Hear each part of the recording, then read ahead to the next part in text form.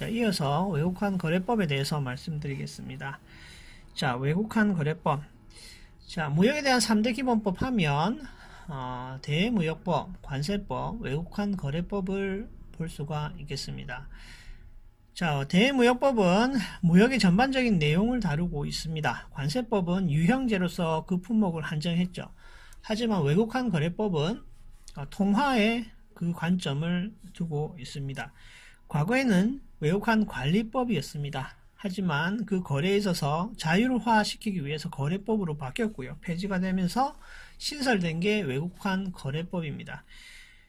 자, 외국환 거래법의 주요 목적은 통화의 안정성입니다. 세계 여러 국가 간의 통화를 사용함에 있어서 통화의 안정성을 확보하고 국내의 통화를 좀 더 균형 있게 사용하기 위해서 외국환 거래법이 발달이 되게 됩니다.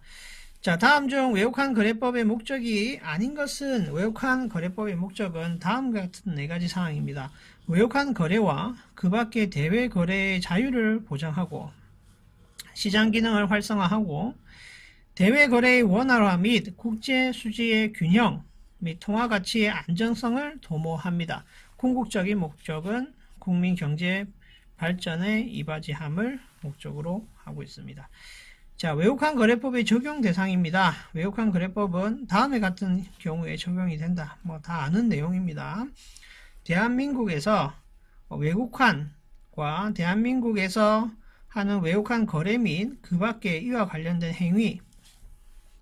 자, 대한민국과 외국 간에 일어나는 거래 또는 지급 수령과 관련된 행위, 거주자, 비거주자 간에 대한민국 통화로 지급하는 행위, 그리고 대한민국 주소, 거소를 둔 개인 또는 그 대리인, 사용인, 그 밖의 종업원에 있어서 재산과 업무에 관련돼서 입출금하는 행위에 있어서 적용이 됩니다.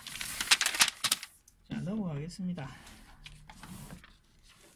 또 추가적으로 대한민국의 주된 사무소를 둔 법인 대표자, 대리인, 사용인, 그 밖의 종업인이 외국에서 그 법인의 재산 또는 업무에 대해서 관여하는 행위도 외국환 거래법의 대상이 되고 있습니다.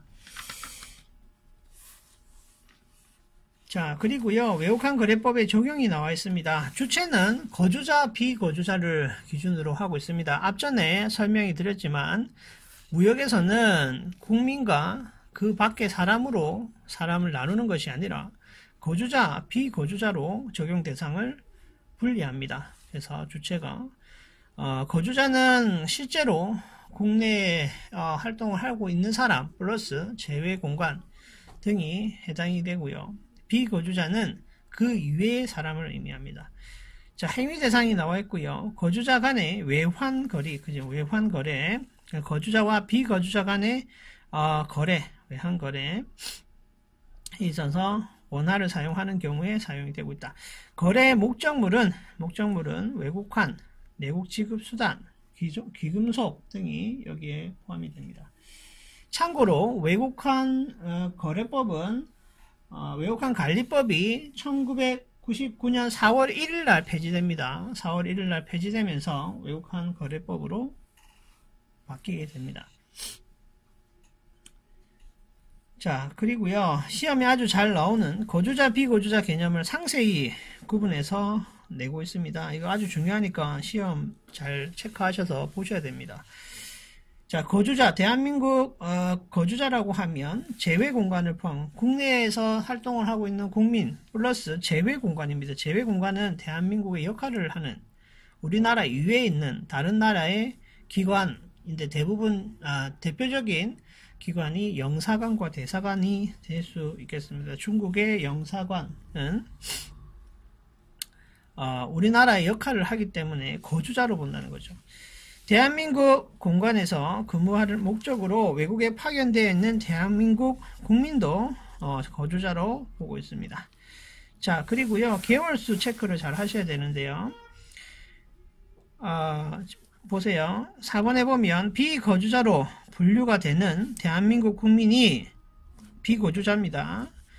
일시적으로 귀국을 해가지고 있는데 3개월 이상만 되면 거주자로 본다는 거예요. 무슨 말인지 알겠죠? 그리고 6개월 이상 국내에 체재하고 있는 외국인도 6개월입니다. 체재하고 있는 외국인도 거주자로 보고 있습니다. 자, 특징을 잘 보시기 바랍니다. 자, 그리고요, 거주자이었던 외국인으로서 출국 이후에 6개월 이내에, 그죠? 6개월 이내에 국내에 6개월 이상 체류할 목적으로 다시 입국을 한다 하면 거주자로 보는 거죠. 자, 비거주자입니다. 비거주자. 거주자를 제외한 모든 사람이 비거주자다 라고만 아셔도 되고요. 조금 더 상세히 보면 국내에 있는 외국 정부의 공간과 국제기구는 거주자 아니겠죠. 비거주자입니다. 앞에서 말씀드렸듯이 우리나라 소속이 아니라고요. 영사관, 대사관, 외국 기관에 국내에 파견된 영사관, 대사관도 마찬가지고요. 미합 중국 군대나 기타 등등의 영업소, 외국에 있는 영업소, 기타의 사무소도 비거주자가 됩니다. 자, 넘어가고요. 마찬가지로 여기서 보실만한 게 8번, 9번이 되겠습니다. 2년 이상 비거주자입니다. 2년 이상 외국에 체재할 목적으로 출국하여 외국에 체재하고 있는 대한민국 국민은 비거주자가 됩니다. 비거주자, 거주자가 아니에요. 2년 이상 외국에 체재하고 있는 대한민국 국민. 이 대부분은 어떤 부류냐 하면, 이제 학업을 목적으로 해서 해외에 연수하고 있는 사람들, 해외 학교를 다니고 있는 사람들도 비거주자, 생활권 밖에 있기 때문에 비거주자로 보고 있습니다.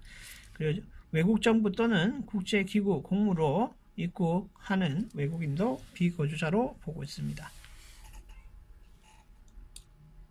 자, 그렇게 보시면 되고요.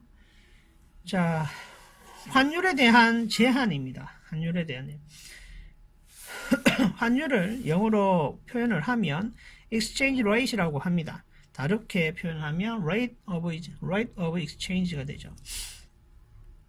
환율에 대한 제한입니다. 기획재정부 장관입니다. 환율은 기획재정부 장관이 정합니다. 그래서 재정환율이라는 표현을 쓰고요. 매도하고 매입할 때의 환율이 다르게 됩니다. 그래서 외국환의 매도율, 외국환의 매입률이 얼마인지 체크하시는 게 꼭 필요합니다. 거주자, 비거주자도 기준 환율 등을 정하는 경우에는 기준 환율에 따라서 그 거래가 이루어져야 되겠습니다. 자, 환율의 수요와 공급이 나오고요. 환율의 수요, 공급. 환율은 결국 외환의 가격을 표시하는 것이다. 그죠? 외환 가격 표시와 동시에 외환의 거래에 있어서 그 비율을 표현해내는 게 기준 환율이 되죠. 자, 밑에 보면 외환의 공급 요인이 나오고요. 공급 요인, 외환의 수요 요인이 나옵니다. 이것도 한번 체크해 보실 필요가 있는데, 공급 요인은 재화 서비스의 수출, 재화나 서비스의 수출, 이전 수입의 대상이 되는 것은 증여나 공간의 유지비가 여기에 포함이 되고요. 외국 자본의 유입도 외환의 공급 요인에 들어가고, 자, 외환의 수요 요인은 재화나 서비스의 수입, 이전 수출은 실업수당이나 재보상이나 기부금처럼 정부가 타인에게 주는 금액을 의미합니다. 자본 유출이 여기에 해당이 됩니다. 자, 현물 환율 표시 방법은요, 기준이 되는 달러 기준이 대부분 많고요. 달러당 그 해당되는 원화의 비율을 퍼센테이지로 나눠가지고, 퍼센테이지가 아니고 소수점으로 나눠서 표시를 하고 있습니다. 환율의 종류가 있습니다. 환율의 종류는 크게 두 개의 환율로 볼 수가 있고요. 스포트 익스체인지 레이트 해서 현물 환율, 포워드 exchange rate 해서 선물 환율 두 개로 볼 수가 있습니다. 현물 환율은 환율이 해당 일자의 기준을 두고 있습니다. 그래서 서로 다른 통화의 교환을 하는 그 행위일의 기준으로 해서 성립이 되는 겁니다. 자, 그래서 매매 계약의 성립과 동시에 또는 계약의 성립 이후에 이틀 있다가 그 환율을 적용한다 라고 하면 현물 환율이 되고요. 아니고 미래의 가치에 대한 부분에 있어서 환율을 지급한다 라고 하면 선물 환율이 됩니다. 계약 성립 후 이 영업일을 경과되거나 실행되는 선물 환율에 적용되는 환율을 의미합니다.